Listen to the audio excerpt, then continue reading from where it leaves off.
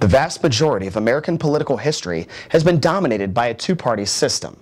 But in recent years, the choice between the two parties has become increasingly difficult to discern, leaving the American public with an array of bad choices for office.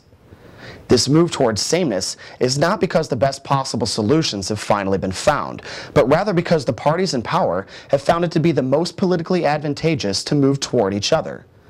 Democrats now push the free trade bills they once campaigned against, and have passed a health care bill which includes provisions introduced by Republicans. This move to the middle is no surprise given the structure of our current political system. In a system where no third-party opponent can compete with the two major political parties, it is advantageous for the major parties to differentiate themselves from each other as little as possible. By doing this, the parties alienate as few voters as possible while still holding on to their base voters on wedge issues such as gun control or abortion. At the end of the day, we will be electing someone who is looking out for the multinational corporations and not everyday Americans, regardless of their stance on gun control. Gun control is an important issue to some, but many of the more crucial issues have been taken off the table that could actually differentiate candidates.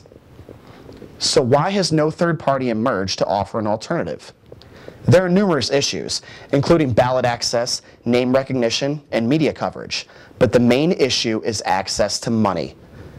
The two main parties that advocate for entrenched interests have the financial backing of those interests.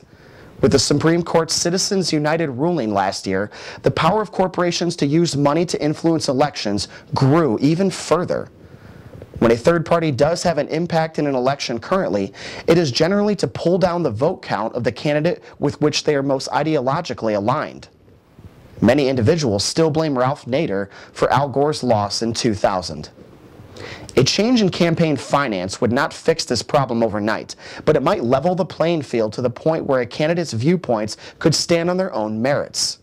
If ideas became more important than money, perhaps our candidates might have to start speaking up on issues that truly matter.